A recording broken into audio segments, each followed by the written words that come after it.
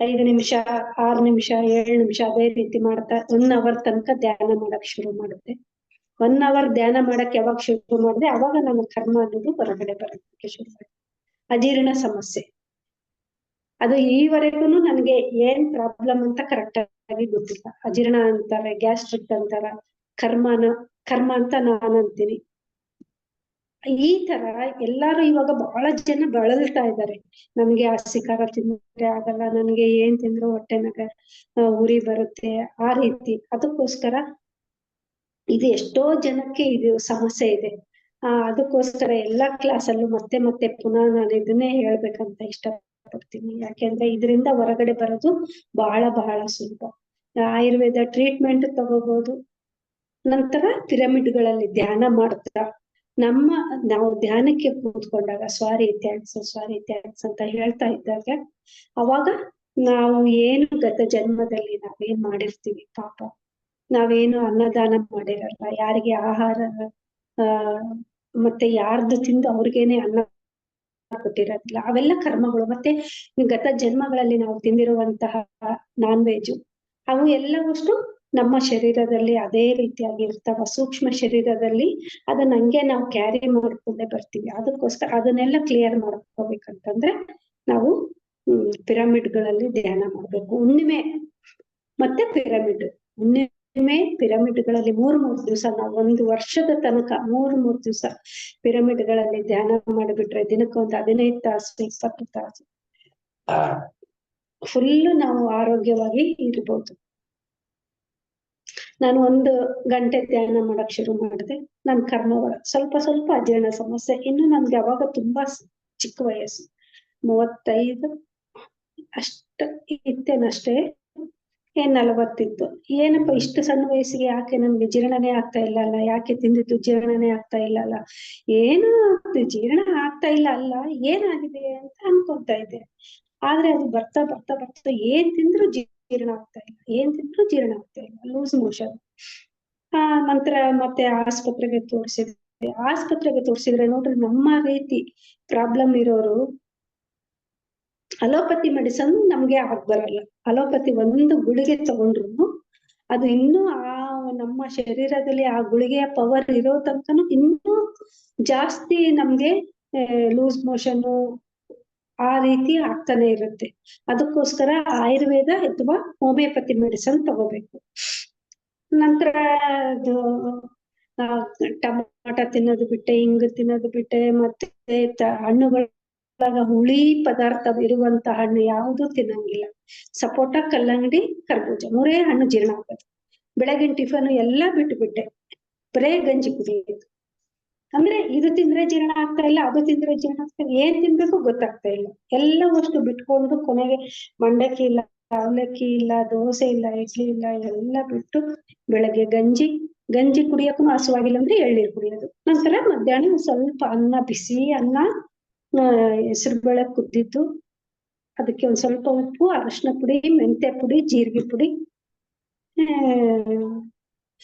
ಅದ್ರೊಳಗೆ ತರಕಾರಿ ಕುಕ್ಕರಲ್ಲೇ ಕುದ್ದಿದ್ದು, ಎಣ್ಣೆನಾಗ ಫ್ರೈ ಮಾಡಿದ ತರಕಾರಿ ಮತ್ತೆ ಯಾವ್ದು ಜೀರ್ಣ ಆಗಲ್ಲ.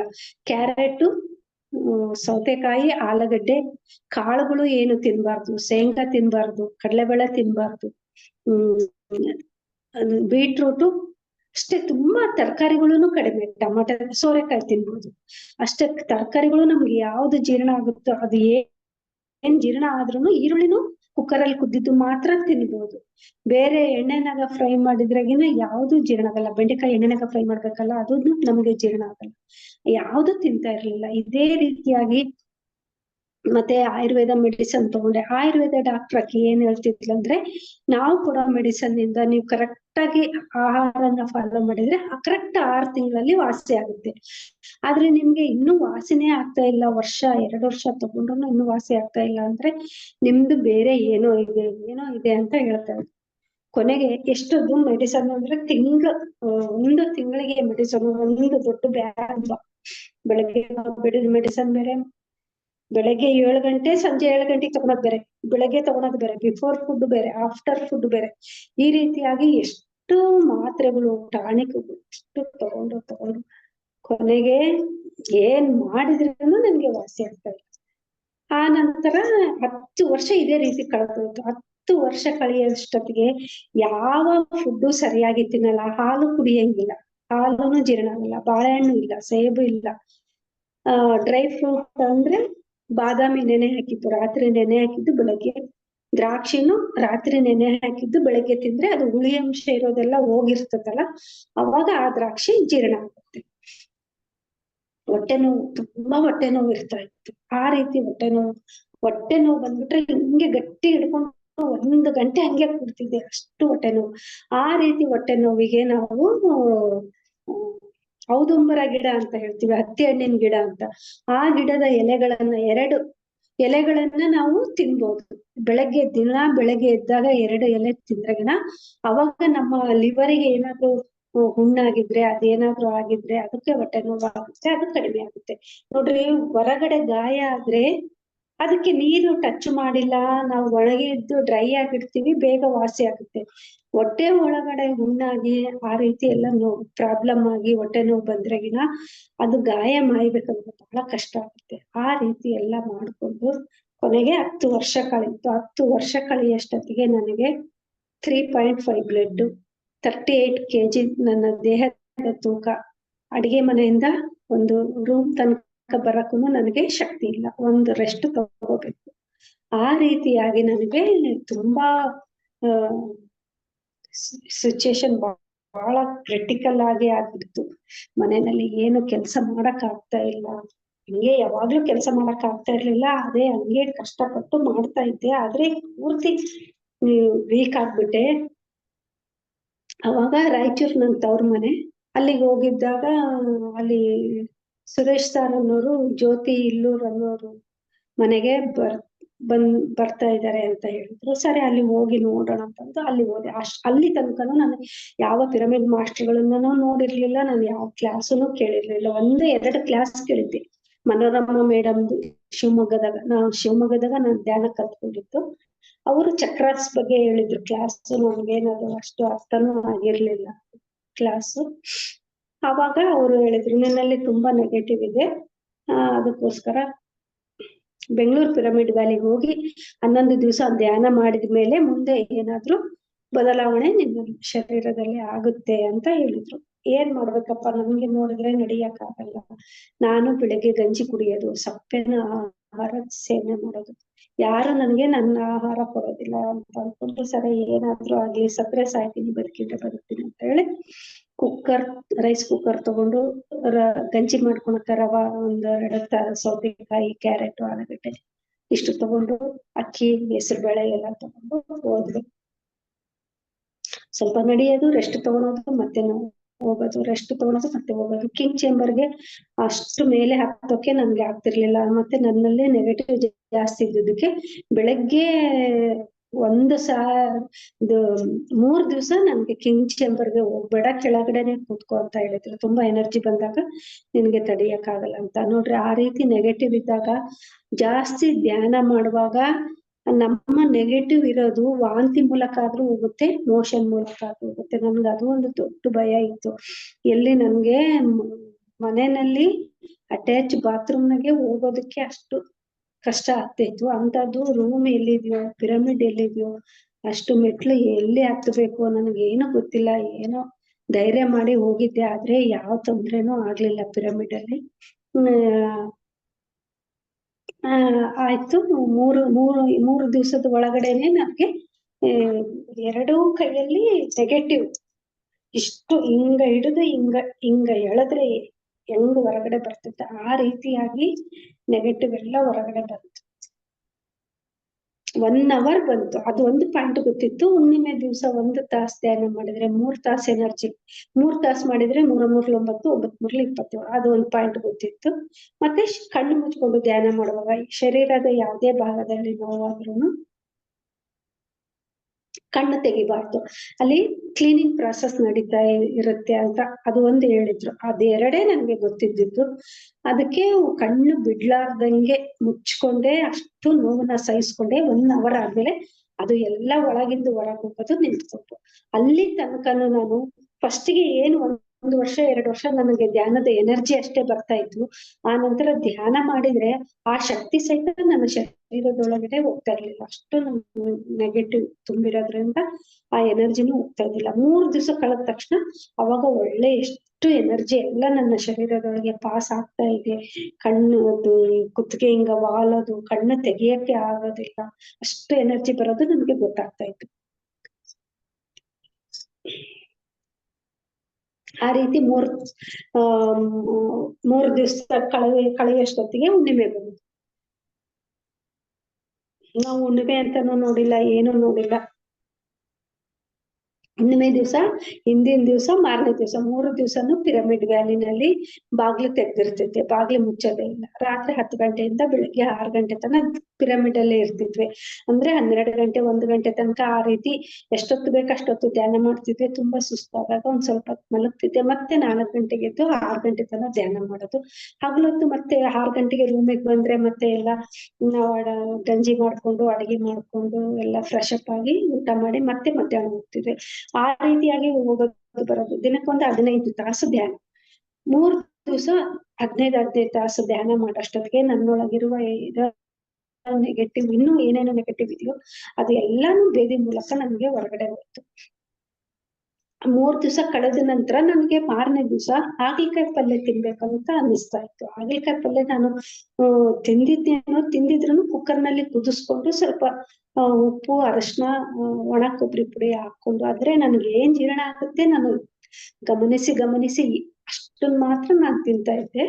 ಅವಾಗ ಹಾಗಲಕಾಯಿ ಪಲ್ಯ ತಿನ್ಬೇಕನ್ನಿಸ್ತು. ಅಲ್ಲಿ ನಮ್ಮಮ್ಮ ನನ್ ಮಗಳು ಇಬ್ರು ಜೊತೆಗ್ ಬಂದಿದ್ರು. ಕೇಳಿದೆ ಅಲ್ಲಿ ಏನ್ ಮಾಡಿದಾರೆ ಅಂದ್ರೆ ಹಾಗಲಕಾಯಿ ಪಲ್ಯ ಮಾಡ್ತಾರೆ ಅಂತ. ಸರಿ ಅಂತ ಅನ್ಕೊಂಡು ತಗೊಂಡ್ ಬರ್ತೀರ ಏನಂದ್ರೆಗೇನು ತಗೊಂಡ್ ಬರ್ತೀವಿ ಅಂತ ಹೇಳಿ ಮತ್ತೆ ಹೋಗಿ ತಗೊಂಡ್ ಬಂದ್ರು. ಅವರು ಬರೇ ಎಣ್ಣೆ ಹಾಕಿ ಫ್ರೈ ಮಾಡಿದ್ದ ಹಾಗಲಕಾಯಿ. ನನ್ಗೆ ತಗೊಂಡ್ ಬಾ ಅಂತ ಹೇಳಿನಿ, ಅವ್ರು ತಗೊಂಡ್ ಬಂದಾರ. ನನಗ್ ಭಯ ತಿಂದ್ರೆ ಏನಾಗತ್ತೋ, ಎಣ್ಣೆನಾಗ ಫ್ರೈ ಮಾಡಿದ್ದೆ ಏನು ಇದುವರೆಗೆ ತಿಂದೇ ಇಲ್ಲ, ಏನಾಗ್ತತೇನೋ ಅಂತ. ಬಿಡಕ್ ಆಗ್ತಾ ಇಲ್ಲ, ತಿನ್ಬೇಕಂತ ಅನಿಸ್ತಾ ಇದೆ. ಸರಿ ಅಂತ ಅದನ್ನ ಒಂದು ದಿವಸ ತಿಂದೆ. ಮರ್ದಿವ್ಸ ನನಗ್ ಭಯ ಅಂದ್ರೆ ಭಯ, ಏನಾಗ್ತಿತ್ತು ಆದ್ರೆ ಏನು ಆಗಿಲ್ಲ. ಅಷ್ಟು 10 ವರ್ಷದ ತನಕ ಬರೀ ಆಯುರ್ವೇದ ಮೆಡಿಸನ್, ಹೋಮಿಯೋಪತಿ ಮೆಡಿಸನ್ ಇಂದ ಮಾತ್ರ ನನ್ಗೆ ಹಸು ಅನ್ನೋದು ಸ್ವಲ್ಪ ಆಗ್ತಾ ಇತ್ತು. ಅವತ್ತ ನನಗೆ ನ್ಯಾಚುರಲ್ ಆಗಿ ಹಸು ಆಗ್ತಾ ಇದೆ ಅಂತ ಅನಿಸ್ತು. ಅದು ನನ್ನ ಶರೀರದೊಳಗೆ ಏನೋ ಬದಲಾವಣೆ. ಅಯ್ಯೋ ನನ್ಗೆ ಇನ್ನೂ ತುಂಬಾ ಆರೋಗ್ಯವಾಗಿ ಇದ್ದೀನಿ ಅಂತ ಅನಿಸ್ತಾ ಇದೆ ಅಲ್ಲ, ಏನು ಪ್ರಾಬ್ಲಮ್ ಆಗಿಲ್ಲ. ಇನ್ನ ಹಾಗಲಕಾಯಿ ಪಲ್ಯ ತಿಂದಾಗ ನನ್ಗೆ ಏನು ಪ್ರಾಬ್ಲಮ್ ಆಗಿಲ್ಲ ಅಂದ್ರೆ, ಇವತ್ ಹೆಂಗು ನಾವು ಧ್ಯಾನನು ಜಾಸ್ತಿನೂ ಮಾಡ್ತಾ ಇದೀವಿ, ಇಲ್ಲೇ ಪಿರಮಿಡ್ ನಲ್ಲಿ ಇದ್ದೀವಿ ಈ ವಾತಾವರಣದಾಗ ಅಂತ ಅನ್ಕೊಂಡು ಮತ್ತೆ ಒಂದು ದಿವಸ ಇಡ್ಲಿ ತಿಂದೆ, ಮತ್ತೆ ಒಂದ್ ದಿವಸ ದೋಸೆ ತಿಂದೆ, ಮತ್ತೆ ಇನ್ನೊಂದ್ ದಿವಸ ಪೂರಿ ತಿಂದೆ. ಮತ್ತೆ ಅಲ್ಲಿ ಅಡಿಗೆ ಮಾಡ್ತಾರಲ್ಲ ಪಿರಮಿಡ್ ವ್ಯಾಲಿನಲ್ಲಿ, ತರಕಾರಿಗಳೆಲ್ಲ ಸಾಂಬಾರ್ನಲ್ಲಿ ಜಾಸ್ತಿ ಹಾಕಿರ್ತಾರ. ನನ್ ಮಕ್ಳು ಊಟದಾಗ ತರಕಾರಿಗಳು ಬಿಟ್ಟಿದಾಗಿನ ಆ ತರಕಾರಿ ತಿಂದ್ರೆ ನನ್ಗೆ ಮತ್ತೆ ಜೀರ್ಣ ಆಗ್ತಾ ಇರ್ಲಿಲ್ಲ. ಅಷ್ಟು ಖಾರ ಹತ್ತಿರೋ ತರಕಾರಿಗಳನ್ನು ತಿಂತಾ ಇರ್ಲಿಲ್ಲ ನಾನು. ಅಂತದ್ರಲ್ಲಿ ತರಕಾರಿಗಳು ತಿನ್ಬೇಕನ್ನಿಸ್ತು, ತಗೊಂಡ್ ಬಂದ್ರು, ಅದನ್ನು ತಿಂದೆ, ನನ್ಗೆ ಏನು ಆಗ್ಲಿಲ್ಲ. ಮತ್ತೆ ಲಾಸ್ಟ್ನೇ ದಿವಸ ಮಿರ್ಚಿ ಬಜ್ಜಿ ಸಹಿತ ತಿಂದೆ. ಅಂದ್ರೆ ಒಳಗಿನ ಮೆಣಸಿನ್ಕಾಯಿ ತಿಂದಿಲ್ಲ, ಮೇಲಿನ ಹಿಟ್ಟು ಮಾತ್ರ ತಿಂದು ಬಂದೆ. ಅಲ್ಲಿರೋರೆಲ್ಲ ಹೇಳ್ತಾ ಇದ್ರು, ನೀವ್ ಇಲ್ಲೇ ಇದ್ದು ಬಿಡ್ರಿ ಒಂದ್ 41 ದಿವಸ ಇದ್ರಾಗಿನ ನಿಮ್ಗೆ ಫುಲ್ಲು ಆರಾಮಾಗುತ್ತೆ ಅಂತ. ಆದ್ರೆ ನನಗೆ ಯಾಕೋ ಅಲ್ಲಿ ಇರಕ್ ಮನ್ಸಾಗ್ಲಿಲ್ಲ. ನನ್ ಮಗಳನ್ನು ಬೇಡ ಸಾಕು ಹೋಗ್ಬಿಡೋಣ ಅಂತ. ನಾನು ಬೆಳಗ್ಗೆ ಒಂದು 4 ಗಂಟೆಗೆ ಪಿರಮಿಡ್ಗೆ ಹೋದ್ರೆ 8-8:30 ತನಕ ಕಿಂಗ್ ಚೇಂಬರ್ನಾಗ ಒಂದು ಸಿಟ್ಟಿಂಗ್ ಧ್ಯಾನ ಮಾಡ್ತಿದ್ವಿ. ಆ ನಂತರ ಎಷ್ಟು ಸಾರಿ ಹೋದ್ರುನು ಕಿಂಗ್ ಚೇಂಬರ್ ನನ್ಗೆ ಹತ್ತಕ್ ಆಗ್ತಿದ್ದಿಲ್ಲ. ಅದಕ್ಕೆ ಒಂದೇ ಸರಿ ಕಿಂಗ್ ಚೇಂಬರ್ ಹತ್ತದು, ಮತ್ತೆ ಏನಾದ್ರು ಬಾತ್ರೂಮ್ಗೆ ಅಂತ ಕೆಳಗಿಳಿದ್ರೆ ಮತ್ತೆ ಮೇಲೆ ಹತ್ತುತ್ತಿದ್ದಿಲ್ಲ. ಅಷ್ಟು ಎನರ್ಜಿ ಬರ್ತಾ ಇತ್ತು ನನ್ಗೆ, ಕಣ್ಣು ತೆಗಿಯಕ್ಕೆ ಆಗ್ತಾ ಇದ್ದಿಲ್ಲ. ಎಷ್ಟು ಧ್ಯಾನ ಮಾಡಿದ್ರೆ ಅಷ್ಟು ನನ್ಗಿನ್ನೂ ಅಲ್ಲೇ ಕೂತ್ಕೋಬೇಕಂತ ಅನಿಸ್ತಾ ಇತ್ತು. ಎಲ್ಲ ಗುರುಗಳು ಬಂದ್ರು ನನಗೆ ಧ್ಯಾನದಲ್ಲೇ. ಮತ್ತೆ ಫಸ್ಟಿಗೆ ನನ್ಗೆ ಧ್ಯಾನ ಶುರು ಮಾಡಿದ ದಿವಸ ನನ್ನೊಳಗೆ ಒಬ್ಬ ಮನುಷ್ಯ ಬಂದು ಕಸಬಾರ್ಗೆ ಹಿಡ್ಕೊಂಡು, ಒಂದು ದೊಡ್ಡ ಪುಟ್ಟಿ ಇಟ್ಕೊಂಡು ಬೀದಿ ಕಸ ಗುಡಿಸೋರು ಹೆಂಗ್ ಗುಡಿಸ್ತಾರ ಅದ್ರಂಗೆ ನೋಡ್ರಿ. ಅಂದ್ರೆ ನಮ್ಮ ಶರೀರದ ಕ್ಲೀನಿಂಗ್, ಇಷ್ಟು ಕಸಗಳು ಇದ್ರೆಗಿನ ಅವೆಲ್ಲ ಕ್ಲೀನಿಂಗ್ ಮಾಡ್ಕೋಬೇಕು ನೋಡಿ ಮೊದ್ಲು. ಅವೆಲ್ಲ ಬರ್ತಾರ. ನಂತರ ಒಂದು ತಟ್ಟೆನಲ್ಲಿ ಅನ್ನ ಕಾಣಿಸ್ತು.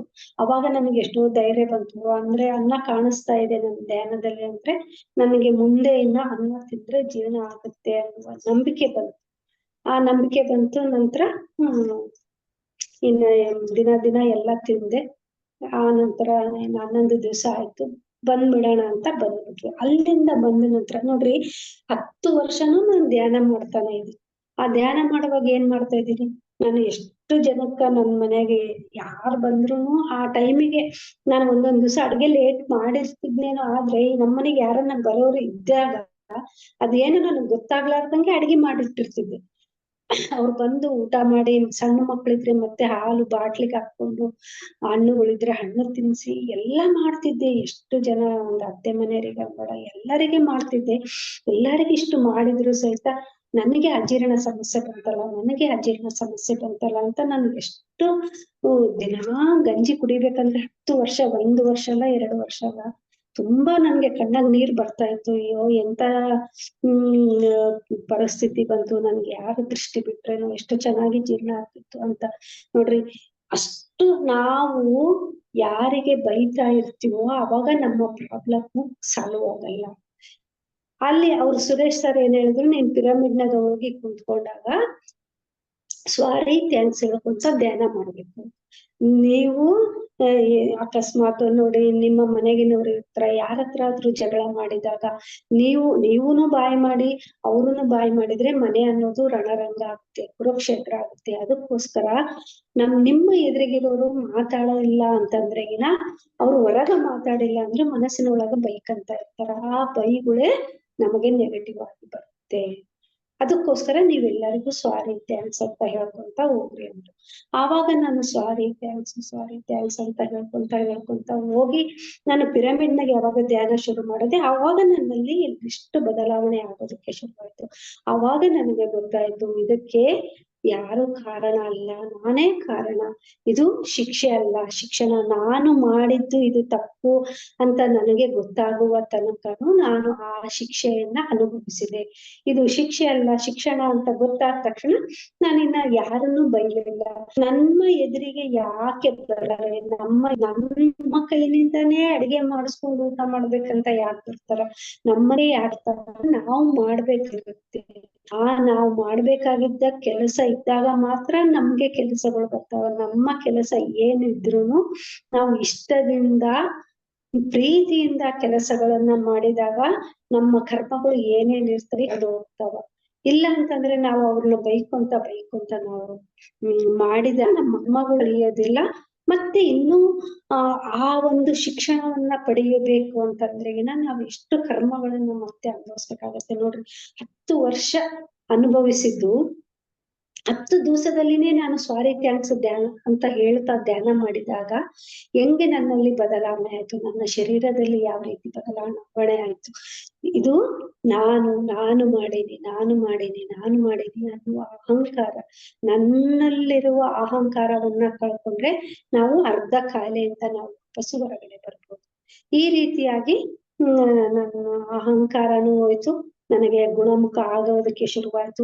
ಅಲ್ಲಿ 11 ದಿವಸ ನಾನು ಏನು ತಿಂದೋ ಅಲ್ಲಿ ಮತ್ತೆ ನನ್ನ ಮನೆಗೆ ಬಂದ್ರೆ ಅದನ್ನ ತಿನ್ಬೇಕಂದ್ರೆ 3 ವರ್ಷದ ತನಕ ಸಮಯ ಬೇಕಾಯ್ತು. 11 ದಿವಸ ಪಿರಮಿಡ್ ಅಲ್ಲಿ ಧ್ಯಾನ ಮಾಡಿದ್ದಕ್ಕೆ ನೋಡ್ರಿ, ಮತ್ತೆ ನನಗೆ ಬಂದ ಮೇಲೆ ಎಷ್ಟು ನನಗೆ ಧ್ಯಾನದ ಎನರ್ಜಿ ಅಂದ್ರೆ, ಯಾವಾಗ ಕೂತ್ಕೊಂಡ್ರು ಅಷ್ಟು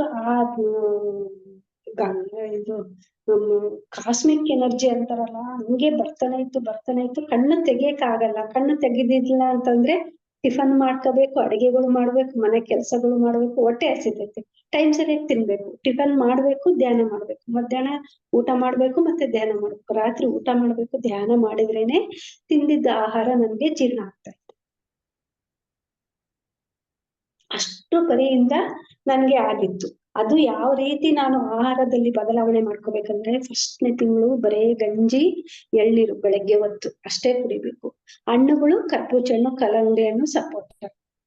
ಮಧ್ಯಾಹ್ನ ಅನ್ನ, ಬಿಸಿ ಅನ್ನ, ತಣ್ಣನನ್ನ ಯಾವುದೇ ಕಾರಣಕ್ಕೂ ಊಟ ಮಾಡಬಾರ್ದು. ಮತ್ತೆ ಅನ್ನನು ಗಟ್ಟಿನೂ ಆಗಿರ್ಬಾರ್ದು, ಬೇಳೆ ಸಹಿತ ಗಟ್ಟಿ ಆಗಿರ್ಬಾರ್ದು. ಇನ್ನೂ ಬೆಟರ್ ಅಂದ್ರೆ ಬರೇ ಹೆಸರುಬೇಳೆ, 1 ತಿಂಗಳು ಬರೇ ಹೆಸರುಬೇಳೆ ಕುದ್ದಿದ್ದು ತಿನ್ಬೇಕು. ಅದಕ್ಕೊಂದ್ ಸ್ವಲ್ಪ ಮೆಂತ್ಯ ಪುಡಿ, ಜೀರಿಗೆ ಪುಡಿ, ಧನಿಯಾ ಪುಡಿ ಸಹಿತ ಬಳಸಬಾರ್ದು. ಈ ರೀತಿಯಾಗಿ ಪದಾರ್ಥಗಳನ್ನ ನಾವು ಬೆಳೆಸ್ತಾ ಹೋಗ್ಬೇಕು. ನಂತರ 2ನೇ ತಿಂಗಳು, 3ನೇ ತಿಂಗಳು, 2ನೇ ತಿಂಗಳು ಆ ಗಂಜಿ ಕುಡಿತಾ ಕುಡಿತಾ ಕುಡಿತಾ ನಮ್ಗೆ ಹಸು ಚೆನ್ನಾಗಿ ಆಗಿದ್ದಾಗ ಮಾತ್ರ ಇನ್ನೂ ಹಸು ತಡಿಯಕ್ ಆಗ್ತಾ ಇಲ್ಲ, ಮತ್ತೆ 12 ಗಂಟೆಗೆ ಗಂಜಿ ಕುಡಿಬೇಕು, ಇನ್ನೂ ತಡಿಯಕ್ ಆಗ್ತಾ ಇಲ್ಲ ಅಂದಾಗ ಅವಾಗ ಅಕ್ಕಿ ಹೆಸರುಬೇಳೆ ಪೊಂಗಲ್ ತರ ಮಾಡ್ಕೊಂಡ್ರೆ ಅದಕ್ಕ ಬಿಸು ಹಾಕ್ಬಾರ್ದು, ಸ್ವಲ್ಪ ಎಣ್ಣೆ ಹಾಕಿ ಅಕ್ಕಿ ಹೆಸರುಬೇಳೆ ಉಪ್ಪು ಜೀರಿಗೆ ಅಷ್ಟೇ, ಕರಿಬೇವು ಬೇಕಿದ್ರೆ ಕರಿಬೇವು ಹಾಕ್ಬೋದು. ಆ ರೀತಿಯಾಗಿ ಅಡಿಗೆ ಮಾಡ್ಕೊಂಡು ಮತ್ತೆ ಪೊಂಗಲ್ಲು ರವೆ ದೋಸೆ ಆ ರೀತಿಯಾಗಿ ಅಷ್ಟೇ ತಿನ್ಕೊಂತ ಅದು 1 ತಿಂಗಳು ಕಳಿಬೇಕು. ನಂತರ ಮತ್ತೆ 3ನೇ ತಿಂಗಳಲ್ಲಿ ಮತ್ತೆ ಅಕ್ಕಿ ರೊಟ್ಟಿ ಆ ರೀತಿಯಾಗಿ ಜಾಸ್ತಿ ಮಾಡ್ಕೊಂತ ಹೋಗ್ಬೇಕು. ಎಷ್ಟು ಅವೆಲ್ಲ ಸ್ವಲ್ಪ ಸ್ವಲ್ಪ ಜೀರ್ಣ ಆದಾಗ ಅವಾಗ ಮತ್ತೆ ಇಡ್ಲಿ ತಿನ್ಬೇಕು, ರವೆ ದೋಸೆ ತಿನ್ಬೇಕು, ನಂತರ ಅಕ್ಕಿ ರೊಟ್ಟಿ ಅಷ್ಟೇ ತಿನ್ಬೇಕು. ಇನ್ನೂ ಅದೆಲ್ಲ ತಿಂದ ಮೇಲೇನು ಇನ್ನೂ ಹೊಟ್ಟೆ ಹಸು ಜಾಸ್ತಿ ಆಗಿದ್ದಾಗ ಅವಾಗ ಬಿಸಿ ಬಿಸಿ ರೊಟ್ಟಿ ಚಪಾತಿ. 5ನೇ ತಿಂಗಳು 6ನೇ ತಿಂಗಳು ನಂತರ ದೋಸೆ ಮಾಡ್ಕೊಂಡ್ರೆ ಅಕ್ಕಿ ಮಂಡಕ್ಕಿ ಅಷ್ಟೇ ನೆನೆ, 1 ಗ್ಲಾಸ್ ಅಕ್ಕಿಗೆ 2 ಗ್ಲಾಸ್ ಮಂಡಕ್ಕಿ ನೆನೆ ಹಾಕ್ಬೋದು. ಅಕ್ಕಿ ಉದ್ದಿನ ಬೇಳೆ ದೋಸೆ ತಿಂದ್ರೆ ನಮ್ಗೆ ಜೀರ್ಣ ಆಗಲ್ಲ. ಆ ಅಕ್ಕಿ ಮಂಡಕ್ಕಿ ಹಾಕಿರೋ ದೋಸೆ ಬ್ರೆಡ್ ದೋಸೆ ತರ ಅಂತೀವಿ, ದಾವಣಗೆರೆ ಬೆಣ್ಣೆ ದೋಸೆ ಅಂತೀವಿ, ಬೆಣ್ಣೆ ಹಾಕಿರೋ ದೋಸೆನೂ ತಿನ್ಬಾರ್ದು, ಬರೇ ಖಾಲಿ ದೋಸೆ ಅಂತಾರಲ್ಲ ಆ ದೋಸೆ ತಿನ್ಬೇಕು ನಾವು, ಎಣ್ಣೆ ಸಹಿತ ಸ್ವಲ್ಪ ಹಚ್ಕೋಬೇಕು. ಆ ನಂತರ ಅದು ಎಲ್ಲ ತಿಂದು ತುಂಬಾ ಇನ್ನೂ ಹೊಟ್ಟೆ ಹಸು ಆಗಿದ್ದಾಗ ಕಡಲೆಬೇಳೆ, ಹೆಸರುಬೇಳೆ, ತೊಗರಿಬೇಳೆ, ಸ್ವಲ್ಪ ಉದ್ದಿನ ಬೇಳೆ ಹಾಕಿ ಆಗ ದೋಸೆ ಮಾಡ್ಬೇಕು. ಎಲ್ಲ 6 ತಿಂಗಳು ಕಂಪ್ಲೀಟ್ ಆದ್ಮೇಲೆ ಅವಾಗ ಖಾರ ಹುಣಸೆ ಹುಳಿ ಸಹಿತ ತಿನ್ಬಾರ್ದು, ನಾವು ಟೊಮೊಟೊ ತಿನ್ಬಾರ್ದು, 1 ಮೆಣಸಿನ್ಕಾಯಿ ಒಗ್ಗರಣೆನಾಗ ಹಾಕ್ಬೇಕು, ಆ ಮೆಣಸಿನ್ಕಾಯಿ ತಿನ್ಬಾರ್ದು. ಆ ರೀತಿ ಎಲ್ಲ ನಾನು ಯಾಕೆ ಇಷ್ಟು ವಿವರವಾಗಿ ಹೇಳ್ತಾ ಇದ್ದೀನಿ ಅಂದ್ರೆ ಬಹಳ ಜನ ಈ ಒಂದು ಪ್ರಾಬ್ಲಮ್ ನಿಂದ ನರಳುತ್ತಾ ಇದ್ದಾರೆ. ಅದಕ್ಕೋಸ್ಕರ ಯಾರಿಗಾದ್ರೂನು ಮತ್ತೆ ನಿಮ್ಗೆ ಬೇಕನ್ಸಿದ್ರೆ ನಂಗೆ ಫೋನ್ ಮಾಡಿ, ಮತ್ತೆ ನೀವು ನಾನೆಲ್ಲ ಡೀಟೇಲ್ಸ್ ಆಗಿ ನಿಮ್ಗೆ ಎಲ್ಲ ವಿಷಯಗಳನ್ನ ಹೇಳ್ತೀನಿ.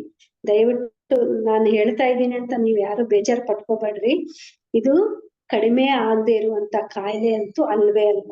ಇದಕ್ಕೆ ನಾನೇ ಉದಾಹರಣೆ ಇದ್ದೀನಿ. 10 ವರ್ಷ ಅನುಭವಿಸಿ ನಂತರ ಇಷ್ಟು ಆರೋಗ್ಯವಾಗಿ ನಾನು ತಯಾರಾಗಿದ್ದೀನಿ ಅಂತಂದ್ರೆ ಬೇರೆ ಯಾರಾದ್ರೂ ಆರೋಗ್ಯದಿಂದ ತಯಾರಾಗೋದಕ್ಕೆ ಸಾಧ್ಯ ಅಂತ ನಿಮ್ಮಲ್ಲಿ ಭರವಸೆ ಮೂಡಿಸ್ತಾ ಇದ್ದೀನಿ ಅಷ್ಟೇ. ಮಾತ್ರ ನೀವ್ ಯಾರು ಭಯ ಪಟ್ಕೊಳ್ಳೋ ಅವಶ್ಯಕತೆ ಅನ್ನೋದು ಇಲ್ವೇ ಇಲ್ಲ.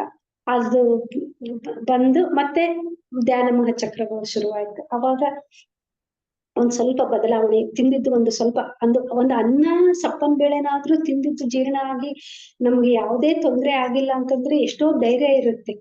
ಆ ಧ್ಯಾನ ಮಹಾಚಕ್ರ ಬಂತು ಡಿಸೆಂಬರ್ ತಿಂಗಳಲ್ಲಿ. ಸರಿ ನಮ್ಮ ಮನೆಯವರು ಹೋಗಿ ಬಾ ಅಂತ ಹೇಳಿದ್ರು.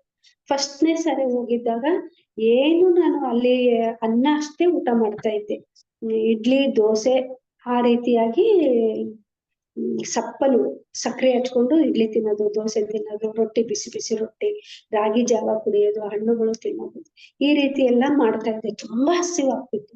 ಯಾಕೆ ಅಂತಂದ್ರೆಗಿನ ನಾವು 2012 ಅಲ್ಲಿ ನಾನು 1ನೇ ಧ್ಯಾನ ಮಹಾಚಕ್ರಕ್ಕೆ ಹೋಗಿದ್ದು. ಅವಾಗ ಎಲ್ಲ ಪ್ರಳಯ ಆಗುತ್ತೆ ಅಂತ ತುಂಬಾ ಜನ, ತಿರುಪತಿನಲ್ಲಿ ಯಾವ ರೀತಿ ಜನ ಇರ್ತಾರೋ ಆ ರೀತಿ 1 ಲಕ್ಷ ಜನ ನೋಡಿದ್ರಲ್ಲಿ ಬರೀ ತಲೆಗಳು ಕಾಣಿಸ್ತಾ ಇತ್ತು. 1 ಲಕ್ಷ ಜನ ದಿನ ಇರ್ತಾ ಇದ್ರು. ಶನಿವಾರ ಭಾನುವಾರ ಬಂದ್ರೆ 1,25,000, 30,000, 50,000 ತನಕ ಜನ ಸೇರ್ತಾ ಇದ್ರು. ಆ ರೀತಿಯಾದ ಜನ ಸಾಮೂಹಿಕ ಧ್ಯಾನ, ಗುರುಗಳ ಜೊತೆಗೆ ಧ್ಯಾನ, ಪಿರಮಿಡ್ ಧ್ಯಾನ, ಅಲ್ಲಿ ಸುತ್ತಮುತ್ತ ಗಿಡಗಳು, ಪ್ರಕೃತಿಯಲ್ಲಿ ಧ್ಯಾನ, ಇವೆಲ್ಲ 3 ತಾಸು ಧ್ಯಾನ ಮಾಡೋಷ್ಟೊತ್ತಿಗೆ ತುಂಬಾ ಹೊಟ್ಟೆ ಹಸು ಹೋಗ್ತಾ ಇತ್ತು ನನ್ಗ. ಅಲ್ಲಿ ನಾವು ಸಾಮೂಹಿಕ ಧ್ಯಾನ ಆಗ್ಲಿ, ಧ್ಯಾನ ಅಂದ್ರೆ ನಾವು ಮಾಡಿದಾಗ ನಮಗೆ ಏನು ಬೇಕೋ ಅದು ನಮಗೆ ದೊರೆಯುತ್ತೆ. ನನಗೆ ಶರೀರ ತುಂಬಾ ವೀಕ್ ಆಗಿತ್ತು, ಶರೀರ ಬಲಿಷ್ಠವಾಗಿ ಆಗ್ಬೇಕಾಗಿತ್ತು. ನನ್ನ ಶರೀರ ಬಲಿಷ್ಠ ಆಗ್ಬೇಕಂದ್ರೆ ಹೊಟ್ಟೆ ಹಸು ಆಗ್ಬೇಕು, ತಿನ್ಬೇಕು, ತಿಂದಿದ್ದು ಜೀರ್ಣ ಆಗ್ಬೇಕು, ನನ್ನ ದೇಹಕ್ಕೆ ಹೋಗಿದ್ದಾಗ ಮಾತ್ರ ಅದು ಮತ್ತೆ ನನ್ನ ಶರೀರ ತೂಕ ತಗೊಳೋಕೆ ಸಾಧ್ಯ ಆಗುತ್ತೆ. ಯಾಕೆಂದ್ರೆ ನನ್ನ ಶರೀರದ ತೂಕ 38 kg ಇತ್ತು. ಬಹಳ ತುಂಬಾ ವೀಕ್ ಇದ್ದೆ. ನನ್ಗೆ ತುಂಬಾ ಕಷ್ಟ ಆಗ್ತಾ ಇತ್ತು, ನನ್ಗೆ ನಡಿಯಕ್ಕಾಗ್ಲಿ, ಕೆಲಸ ಮಾಡಕ್ಕಾಗ್ಲಿ. ಮತ್ತೆ ಡಾಕ್ಟರ್ಗಳು ಯಾವಾಗ್ಲೂ ನನ್ಗೆ ಪದೇ ಪದೇ ಹೆಣ್ಣು ಮಕ್ಳು 35 kg ಕನ್ನ ಒಳಗಡೆ ಇರ್ಬಾರ್ದು, ಆಮೇಲೆ ಮತ್ತೆ ನಿಮ್ಗೆ ಪ್ರಾಬ್ಲಮ್ ಆಗುತ್ತೆ ಏನನ್ನ ಪ್ರಾಬ್ಲಮ್ ಆಗ್ಲಿ ನಾನು ಏನು ಮಾಡಕ್ಕಾಗಲ್ಲ. ನಾನು ಎಷ್ಟು ಕಂಟ್ರೋಲ್ ಮಾಡ್ಬೇಕು ಅಷ್ಟು ಕಂಟ್ರೋಲ್ ಮಾಡ್ಕೊಂತ ಇದ್ದೀನಿ. ಅದ್ರಕ್ಕೂ ಮೀರಿ ಏನೋ ಆಗ್ಬೇಕು ಅಂತಂದ್ರೆ ಅದು ಹಾಗೆ ಆಗುತ್ತೆ, ನಾನೇನು ಮಾಡಕ್ಕಾಗಲ್ಲ ಅಂತ ಕೈ ಬಿಟ್ಬಿಟ್ಟಿದ್ದೆ. ನನ್ನ ತರ ಪ್ರಾಬ್ಲಮ್ ಅನುಭವಿಸೋರು ಎಷ್ಟೋ ಜನ ಎಲ್ಲರೂ ತಿಂಗಳಿಗೊಂದ್ಸರಿ ಆಸ್ಪತ್ರೆಗೆ ಅಡ್ಮಿಟ್ ಆಗ್ತಾ ಇದ್ರು. ನಾನ್ ಮಾತ್ರ 10 ವರ್ಷ ಅನುಭವಿಸಿದ್ರು ಒಂದು ಸಾರಿನೂ ಆಸ್ಪತ್ರೆಗೆ ಅಡ್ಮಿಟ್ ಆಗಿಲ್ಲ. ಯಾಕಂದ್ರೆ ಆಸ್ಪತ್ರೆಗೆ ಅಡ್ಮಿಟ್ ಆದ್ರೆ ನನ್ಗೆ ಒಂದು ಗುಳಿಗೆ ತಗೊಂಡ್ರು ಆ ಶರೀರದಲ್ಲಿ ಆ ಗುಳಿಗೆಯ ಪವರ್ ಹೋಗೋ ತನಕನು ಮತ್ತೆ ನನ್ಗೆ ಲೂಸ್ ಮೋಷನ್ ಆಗ್ತಾ ಇತ್ತು. ಅದಕ್ಕೋಸ್ಕರ ನಾನು ಫುಡ್ ಅಲ್ಲೇ ಬಹಳ ಲಿಮಿಟೆಡ್, ಏನ್ ಜೀರ್ಣ ಆಗುತ್ತೋ ಅಷ್ಟನ್ನ ಮಾತ್ರ ತಿನ್ನೋದು, ಅಷ್ಟನ್ನ ಮಾತ್ರ. ಒಂದು ಚೂರು ಹೆಚ್ಚಿಗೆ ತಿಂತಾ ಇರ್ಲಿಲ್ಲ. ಆದ್ರೂ ಹಸು ಜಾಸ್ತಿ ಆದಾಗ ಅಯ್ಯೋ ಆಗ್ತಾ ಇದೆಯಲ್ಲ ಅಂತ ಏನೋ ಒಂದು ಚೂರು ತಿಂದ್ಕೊಂಡು, ಅದು ಇಷ್ಟಿಷ್ಟೇ ತಿಂದು ನಾನು ಟೆಸ್ಟ್ ಮಾಡ್ತಾ ಇದ್ದಿದ್ದು. ಇಷ್ಟು ಬಾಳೆಹಣ್ಣು ತಿನ್ನಂಗಿಲ್ಲ, ಇಷ್ಟು ಹಾಲು ಕುಡಿಯಂಗಿಲ್ಲ. ಸ್ವೀಟ್ಗಳಂದ್ರೆ ಹೆಸರುಬೇಳೆ ಪಾಯಸ, ಶಾವಿಗೆ ಪಾಯಸ, ಸಾಬ್ದಾನಿ ಪಾಯಸ, ಯಾವ್ದಕ್ಕೂ ಹಾಲು ಹಾಕಂಗಿಲ್ಲ, ಗೋಡಂಬಿ ತಿನ್ನಂಗಿಲ್ಲ, ಮತ್ತೆ ತುಪ್ಪ ಜಾಸ್ತಿ ಹಾಕಂಗಿಲ್ಲ. ಇಷ್ಟೇ ಹಾಕ್ಬೇಕು, ತುಪ್ಪ ಹಾಕಿದ್ರೆ ಅಷ್ಟೇ. ಅನ್ನಕ್ಕೆ ಹಾಕೊಂಡ್ರು ಇಷ್ಟೇ, ತುಪ್ಪದಾಗ ಹುರಿದಿರುವಂತ ಬೇಸನ್ ಉಂಡೆ, ಹೋಳಿಗೆ ಆಗ್ಲಿ, ಕಡುಬಾಗ್ಲಿ, ಅವು ಯಾವ ಸ್ವೀಟ್ಗಳು ಯಾವು ನನ್ಗೆ ಜೀರ್ಣ ಆಗ್ತಾ ಇರ್ಲಿಲ್ಲ. ಆ ರೀತಿಯಾಗಿ ನಾನು ಆರೋಗ್ಯದಲ್ಲಿ ಬಹಳ ಕಟ್ಟುನಿಟ್ಟಾಗಿ, ನಾನು ಎಷ್ಟು ಜನ ನಮ್ ತರ ಪ್ರಾಬ್ಲಮ್ ಅನುಭವಿಸೋರು ನಮ್ ಮನೆಗ್ ಬರ್ತಾ ಇದ್ರು, ನೀನ್ ಯಾವ ಮೆಡಿಸಿನ್ ತಗೋತೀಯ ಏನು ಅಂತ. ನಾನು ಏನು ತಿನ್ನೋದಿಲ್ಲ, ಇನ್ನು ನನಗೆ ಸರಿಯಾದ ಪರಿಹಾರ ಇಲ್ಲಿ ಸಿಕ್ಕಿಲ್ಲ. ನಾನು ಇದರಲ್ಲೇ ಕಂಟ್ರೋಲ್ ಮಾಡ್ಕೊಂತ ಇದ್ದೀನಿ, ನಾನು ಯಾವ ಆಸ್ಪತ್ರೆಗೆ ಅಡ್ಮಿಟ್ ಆಗಿಲ್ಲ ಅಂತ ಹೇಳ್ತಾ ಇದ್ದೆ. ಅವರೆಲ್ಲ ನಾನು ಬಿಸಿಬೇಳೆಬಾತು ತಿಂತೀನಿ, ದೋಸೆ ತಿಂತೀನಿ, ನಾನು ಪೂರಿ ತಿಂತೀನಿ, ಅಂದ್ರೆ ಎಲ್ಲ ತಿಂದ್ರೆ ನಮ್ಗೆ ಜೀರ್ಣ ಆಗಲ್ಲ. ತಿಂದಾಗ ಮತ್ತೆ ಏನಾಗುತ್ತೆ, ನಮ್ಗೆ ತುಂಬಾ ಆರೋಗ್ಯದಲ್ಲಿ ವ್ಯತ್ಯಾಸ ಆಗಿ ಮತ್ತೆ ಲೂಸ್ ಮೋಷನ್ ಜಾಸ್ತಿ ಆದ್ರೆ ವೀಕ್ ಆಗ್ಬಿಡ್ತೀವಲ್ಲ, ಅವಾಗ ಆಸ್ಪತ್ರೆಗೆ ಅಡ್ಮಿಟ್ ಆಗ್ಬೇಕು. ಆ ರೀತಿ ಆಗ್ಲಾರ್ದಂಗ ನಾನು ಫುಡ್ ನಲ್ಲಿನೇ ಕಂಟ್ರೋಲ್ ಮಾಡ್ಕೊಂತ ಈ ರೀತಿ ಬಂದೆ. ಫಸ್ಟ್ನೇ ಸಲ ಧ್ಯಾನ ಚಕ್ರಕ್ಕೆ ಹೋದಾಗ ತುಂಬಾ ಹಸುವಾಗ್ತಾ ಇತ್ತು. 10 ದಿವಸನು ನಾನು ಅಲ್ಲಿ ಬೆಳಗಿನ ತಿಂಡಿ ತಿಂತಾ ಇರ್ಲಿಲ್ಲ, ಯಾಕಂದ್ರೆ ಅಲ್ಲಿ ಉಪ್ಪಿಟ್ಟು ಅಂತವೇ ಜಾಸ್ತಿ. ಅವು ಮಾಡಿದಾಗ ಹಸಿಮೆಣಸಿನ್ಕಾಯಿ ಹಚ್ಚಿ ಒಗ್ಗರಣೆನಾಗ ಹಾಕಿರ್ತಾರೆ. ಹಸಿಮೆಣಸಿನ್ಕಾಯಿ ಹಚ್ಚಿದ ಒಗ್ಗರಣೆನಾಗ ಹಾಕಿದ್ರು ನನ್ಗೆ ಅದು ಖುದ್ದು ರಸ ಬಿಟ್ಟಿರ್ತದಲ್ಲ, ಅಷ್ಟು ನನ್ಗೆ ಜೀರ್ಣ ಆಗಲ್ಲ. ಅದಕ್ಕೋಸ್ಕರ ಅಲ್ಲಿ ತಿನ್ಲಾರ್ದ ಫುಡ್ ಕೋರ್ಟ್ ಅಲ್ಲಿ ತಿಂಡಿಗಳನ್ನ ಸಪ್ಪೆ ಇರೋದನ್ನ ಸಕ್ಕರೆ ಹಚ್ಕೊಂಡು, ನಾನ್ ಪಲ್ಯಗಳನ್ನೆಲ್ಲ ತಗೊಂಡ್ ಹೋಗಿದ್ದೆ. ಫಸ್ಟಿಗೆ ನಾನ್ ತಗೊಂಡ್ ಹೋಗಿದ್ದೆ ಒಂದು 4-5 ಐಟಮ್. ನಂತರ ನಮ್ ತಂಗಿ ಬರುವಾಗ ನಮ್ ತಂಗಿ ತಗೊಂಡ್ ಬಂದ್ಲು. ನಂತರ ನಮ್ ತಮ್ಮನ ಹೆಂಡತಿ ಬಂದಿದ್ಲು, ಅಕ್ಕಿ ತಗೊಂಡು ಬಂದ್ಲು. ಅಕ್ಕಿ ತಗೊಂಡು ಬಂದಾಗ ಪತ್ರಿಜಿ ಸಾರು ಆ ಡಬ್ಬಿ ಮೇಲೆ ಕೈ ಇಟ್ರಂತ. ಅಂದ್ರೆ ತಮ್ಮ ಎನರ್ಜಿಯನ್ನ ಆ ಫುಡ್ ಮೂಲಕ ನನಗೆ ಕಳಿಸಿದ್ದಾರೆ. ಆ ದಿನಾ ಪತ್ರಿಜಿ ಸಾರ್ಗೆ ಸೆಕೆಂಡ್ ಕೊಟ್ಕೊಂತ, ನಂತರ ಪತ್ರಿಜಿ ಸಾರ್ ಬಡಿಸಿದ್ದು ಊಟ ಮಾಡಿ ಅವರು ಎನರ್ಜಿ ಕೊಟ್ಟಿರೋ ಆಹಾರವನ್ನ ನಾನು ತಿಂದು, ನಂತರ ಕಣ್ಣಲ್ಲಿ ಕಣ್ಣು ಇಟ್ಟಾಗ ಆ ಕಣ್ಣಿನಿಂದ ನಮ್ಗೆ ಎನರ್ಜಿಯನ್ನ ಕೊಟ್ಟು, ಈ ರೀತಿಯಾಗಿ ನಾನು ಧ್ಯಾನ ಮಾಡಿ ಆರಾಮಾಗಿದ್ದೀನಿ ಅನ್ನೋದಕ್ಕಿನ್ನ ಪತ್ರಿಜಿ ಸಾರು ನನ್ನನ್ನು ಬದುಕಿಸ್ಕೊಂಡಿದ್ದಾರೆ ಅನ್ನೋದೇ ಒಂದು ಶ್ರೇಷ್ಠವಾದ ವಾಕ್ಯ ಆಗುತ್ತೆ. ಯಾಕಂತಂದ್ರೆ ನಮ್ ಕೈಯಾಗ ಏನು ಇಲ್ಲ, ನಾವು ಬದುಕ್ತೀವಿ ಅಂತಂದ್ರೆ ನಮ್ ಕೈಯಾಗ ಏನು ಇಲ್ಲ. ಅಷ್ಟು ಸಾರಿ ನಾನು ಎಷ್ಟು ಸಾರಿ ಸತ್ತಿನೋ, ಎಷ್ಟು ಸಾರಿ ಬದುಕಿದ್ದೀನೋ ನಮ್ಗೆ ಗೊತ್ತಿಲ್ಲ. ಎಷ್ಟು ಸಾರಿ ಒಂದೊಂದ್ಸಾರಿ ಹಿಂಗ ಧ್ಯಾನ ಕುಂತು ಬಿಡ್ತಿದ್ದೆ, ಮೈ ಎಲ್ಲಾ ಬೆವ್ರು ಬರ್ತಿತ್ತು, ಶರೀರ ಎಲ್ಲಾ ಬೆವ್ರು, ಈಗ ಸಾಯ್ತೀನೋ ಆಗ ಸಾಯ್ತೀನೋ ಅಂತ ಅನಿಸ್ತಿತ್ತು. ಏನೇ ಆಗ್ಲಿ ನಾನ್ ಬದುಕ್ತೀನಿ ಅನ್ನೋ ಕಾನ್ಫಿಡೆಂಟ್ ನಮ್ಮಲ್ಲಿ ಇರ್ಬೇಕು. ಆ ಕಾನ್ಫಿಡೆಂಟೇ ನನ್ನನ್ನ ಅಷ್ಟು ವರ್ಷದ ತನಕನೂ ಹೇಳ್ಕೊಂಡ್ ಬಂದಿದ್ದು. ನನ್ನ ಎದುರಿಗೆ ಯಾರಾದ್ರೂ ಬಂದ್ರೆ, ನನ್ಗೆ ಪರಿಚಯ ಇರೋರು ಫ್ರೆಂಡ್ಸ್ ಆಗ್ಲಿ, ರಿಲೇಟಿವ್ಸ್ ಆಗ್ಲಿ, ಅವ್ರಿಂದ ತಪ್ಪಿಸ್ಕೊಂಡು ನಾನು ಈ ಕಡೆ ಹೋಗ್ತಿದ್ದೆ. ಯಾಕೆ ಅಂತಂದ್ರೆ ಒಂದು ನೆಗೆಟಿವ್ ಮಾತಾಡಕ್ಕೂ ನನ್ಗೆ ಇಷ್ಟ ಇರ್ತಿದ್ದಿಲ್ಲ. ಅವ್ರು ಕೇಳ್ತಿದ್ರು, ಯಾಕೆ ನೀನ್ ಯಾಕೆ ಇಷ್ಟು ವೀಕ್ ಆಗಿದೀಯಾ, ಏನಾಗಿದೆ, ಆರಾಮ್ ಆಗ್ತಾ ಇಲ್ಲ ಅನ್ನುವ ಮಾತು ನಾನು ಕೇಳಕ್ಕೆ ನನ್ಗೆ ಇಷ್ಟ ಇರ್ತಾ ಇರ್ಲಿಲ್ಲ. ಆರಾಮಾಗೇ ಆಗುತ್ತೆ, ನಾವು ನೆಗೆಟಿವ್ ಮಾತಾಡ್ಬಾರ್ದು, ನಮ್ಮ ಎದುರಿಗಿರೋರು ನೆಗೆಟಿವ್ ಮಾತಾಡಬಾರ್ದು ಅನ್ನೋ ಉದ್ದೇಶದಿಂದ ನೋಡ್ರಿ, ಯಾವಾಗ್ಲೂ ನಾವು ಎಷ್ಟೇ ನಮ್ಗೆ ಅನಾರೋಗ್ಯ ಇರ್ಲಿ, ನಾವು ಸಕಾರಾತ್ಮಕವಾಗಿರ್ಬೇಕು. ನಮ್ಗೆ ಆರಾಮಾಗೇ ಆಗುತ್ತೆ ಅನ್ನುವ ಒಂದು ವಿಲ್ ಪವರ್ ನಮ್ಮಲ್ಲೇನೆ ಇರ್ಬೇಕು. ಬೇರೆಯವರು ಎಷ್ಟನ್ನ ನಮ್ಗೆ ಅಧೈರ್ಯ ತುಂಬಲಿ, ನಾವು ಅಂಥವ್ರ ಮಾತುಗಳನ್ನ ನಾವು ಕೇಳಕ್ಕೆ ಹೋಗ್ಬಾರ್ದು. ನಮ್ಮಲ್ಲಿ ನಾವು ಕಾನ್ಫಿಡೆಂಟ್ ಇಟ್ಕೊಂಡು, ಯಾಕೆಂದ್ರೆ ನಾನು ಒಬ್ರ ಹತ್ರ ಜಾತಕ ತೋರಿಸಿದ್ದೆ ಸ್ಟಾರ್ಟಿಂಗ್ ಅಲ್ಲಿ. ಅವರು 1998 ಅಲ್ಲಿ ನಾನ್ ಧ್ಯಾನಕ್ಕೆ ಬಂದಿದ್ದು, 99 ಅಲ್ಲಿ ನನ್ಗೆ ಅನಾರೋಗ್ಯ ಶುರುವಾಗಿತ್ತು. 99 ಕೊನೆಗೂ 2000 ಅಲ್ಲಿ ನಾನ್ ಜಾತಕ ತೋರಿಸಿದ್ದು. ಅವ್ರು ಹೇಳಿದ್ರು, ನಿನಗೆ ಯಾವುದು ಮೆಡಿಸನ್ ಇಲ್ದಂಗೆ ಆರಾಮಾಗುತ್ತೆ.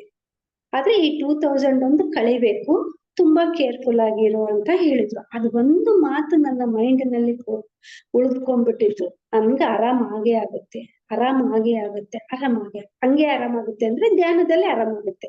ಧ್ಯಾನ ಮಾಡ್ತಾ ಇದ್ದೀನಿ ಆದ್ರೂ ಆರಾಮಾಗ್ತಾ ಇಲ್ಲ, ಹೆಂಗೆ ಅಂತ ಗೊತ್ತಿಲ್ಲ. ಆ ರೀತಿ ಆಗ್ತಾ ಆಗ್ತಾ ಫಸ್ಟ್ನೇ ವರ್ಷ ಹಂಗ ಸಪ್ಪನ್ ಪಲ್ಯಗಳೆಲ್ಲ ತಗೊಂಡೆ. ಒಂದು ಆಸ್ಟ್ರಲ್ ಸರ್ಜರಿ ಆಯ್ತು. ಅವಾಗ ಬಾಲಕೃಷ್ಣ ಪ್ರೇಮನಾಥ್ ಸಾರು ಆಸ್ಟ್ರಲ್ ಸರ್ಜರಿ ಅನ್ನೋ ಪ್ರೋಗ್ರಾಮ್ ನಡೆಸ್ತಾ ಇದ್ರು. ಬೆಳಗ್ಗೆ 2.5 ತಾಸು ಕ್ಲಾಸ್ ಇರುತ್ತೆ, ಮಧ್ಯಾಹ್ನ 2.5 ತಾಸು 3 ತಾಸು ಧ್ಯಾನ ಇರುತ್ತೆ. ಆ ಧ್ಯಾನದಲ್ಲಿ ಒಂದು ಸರ್ಜರಿ ಆಯ್ತು. ಮತ್ತೆ ನಂತರ ಇದೇ ರೀತಿಯಾಗಿ ನಾನು ಧ್ಯಾನಗಳಲ್ಲಿ ಕೂತ್ಕೊಂಡಾಗ ಇನ್ನ 2-3 ಸರ್ಜರಿನೂ ಆಯ್ತು. ಆ ಸರ್ಜರಿಗಳನ್ನು ಆಯ್ತು. ಮತ್ತೆ 2ನೇ ವರ್ಷಕ್ಕೆ ಧ್ಯಾನ ಚಕ್ರ ಶುರುವಾಯ್ತು. 2ನೇ ವರ್ಷಕ್ಕೆ ಹೋಗಿದ್ದೆ. ಅವಾಗ ಸ್ವಲ್ಪ ಪಲ್ಯಗಳು ಪುಡಿಗಳನ್ನ ತರೋಗಿದ್ದೆ, ಪಲ್ಯಗಳನ್ನು ತಿಂದೆ. ನಂತರ ಇಲ್ಲಿ ಹೆಂಗು ಪಿರಮಿಡ್ ಎನರ್ಜಿ ಜಾಸ್ತಿ ಇದೆಯಲ್ಲ, ಒಣ ಖಾರ ಹಾಕಿರುವಂತ ಪಪ್ಪು ಸಾಂಬಾರು ಅದನ್ನೆಲ್ಲ ತಿಂತಾ ಇದ್ದೆ. ಜಾಸ್ತಿ ಏನು ಪುಡಿಗಳು ಅದೆಲ್ಲ ಖರ್ಚಾಗ್ಲಿಲ್ಲ. ಹಸಿ ಖಾರ ಇರೋದನ್ನ ಏನ್ ತಿಂತಾ ಇರ್ಲಿಲ್ಲ. 3ನೇ ವರ್ಷಕ್ಕೆ ಪುಡಿಗಳೊಂದೇ ತಗೊಂಡೋಗಿದ್ದೆ. 1-2 ಪುಡಿ ತಗೊಂಡೋಗಿದ್ದೆ, ಅದನ್ನೇನು ಬಳಸ್ಲೇ ಇಲ್ಲ. ಬರೀ ಒಣ ಖಾರ ಹಾಕಿರೋ ಸಾಂಬಾರು, ಒಣ ಖಾರ ಹಾಕಿರೋ ಪಲ್ಯನೇ ಇರುತ್ತೆ ಜಾಸ್ತಿ. ಅದನ್ನಷ್ಟೇ ಒಣ ಖಾರ ಏನ್ ಹಾಕಿರ್ತಾರ ಅದನ್ನ ಮಾತ್ರ ತಿಂದ್ಬಿಟ್ಟು ಮಜ್ಜಿಗೆನ ಊಟ ಮಾಡಿ ನಾನು ಅದನ್ನ ಸರಿ ಮಾಡ್ಕೊತಿದ್ದೆ. ರಾತ್ರಿ ಮೆಣಸಿನ ಸಾರು ಮಾಡ್ತಾರಲ್ಲಿ ಧ್ಯಾನ ಚಕ್ರದಲ್ಲಿ, ತುಂಬಾ ಖಾರ ಇರುತ್ತೆ.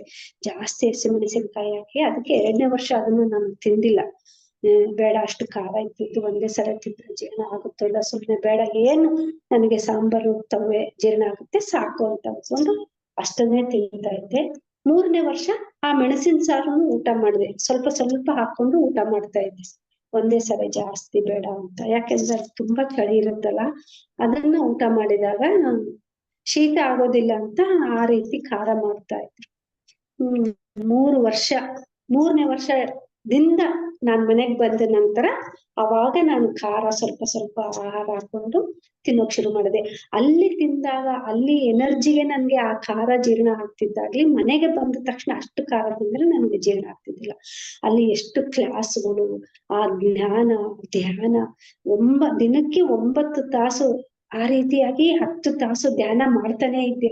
ಅಲ್ಲಿ ಕ್ಲಾಸ್ಗಳು ಕೇಳುವಾಗನು ಧ್ಯಾನ ಸ್ಥಿತಿನಾಗೆ ಇರ್ತಿದ್ದೆ. ನಂತರ ಮಧ್ಯಾಹ್ನನೂ ರೆಸ್ಟ್ ತಗೊಳಕ್ಕೆ ಹೋಗ್ತಾ ಇರ್ಲಿಲ್ಲ. ಪಿರಮಿಡ್ಗಳಲ್ಲಿ ಧ್ಯಾನ, ಬೆಳಗ್ಗೆ ಧ್ಯಾನ, ರಾತ್ರಿ ಧ್ಯಾನ, ಯಾವಾಗ್ಲೂ ಆ ರೀತಿ ಧ್ಯಾನ ಮಾಡ್ತಾ ಇರೋದ್ರಿಂದ ನನಗೆ ಇಷ್ಟು ಆರಾಮಾಗೋದಕ್ಕೆ ಸಾಧ್ಯ ಆಯ್ತು. ಅಷ್ಟು ಸುಲಭ ಅಂದ್ರೆ ನನಗೆ ಇಷ್ಟು ಕಷ್ಟ ಆಗಿದೆ, ಆದ್ರೆ ಬೇರೆ ಯಾರಿಗೂ ಇಷ್ಟು ಕಷ್ಟ ಆಗೋದಿಲ್ಲ ಅಂತ ನಾನು ಹೇಳ್ತೀನಿ. ಯಾಕೆಂದ್ರೆ ನನ್ಗೆ ಏನು ಆಯುರ್ವೇದ ಮೆಡಿಸನ್ ಕೊಡ್ತಾ ಇದ್ರು, ಹಾವೇರಿಗೆ ಹೋಗಿ ತಗೊಂತಿದ್ದೆ ನಾನು ಹರಿಹರದಲ್ಲಿ ಇದ್ದಾಗ. ಅವ್ರು ಹೇಳಿದ್ರು, ಎಲ್ಲರಿಗೂ ಮೇಡಮ್ 6 ತಿಂಗಳಲ್ಲಿ ಕಡಿಮೆ ಆಗುತ್ತೆ, ನೀವು 1 ವರ್ಷ ಆಯ್ತು ತಗೊಳಕತ್ತು, 2 ವರ್ಷ ಆಯ್ತು, ಆದ್ರೂ ಇನ್ನೂ ಕಡಿಮೆ ಆಗ್ತಾ ಇಲ್ಲ ಅಂದ್ರೆ ನಿಮ್ಗೆ ಬೇರೆ ಏನೋ ಪ್ರಾಬ್ಲಮ್ ಇದೆ ಅಂದ್ರು. ನೋಡ್ರಿ, ಇದು ಕರ್ಮ.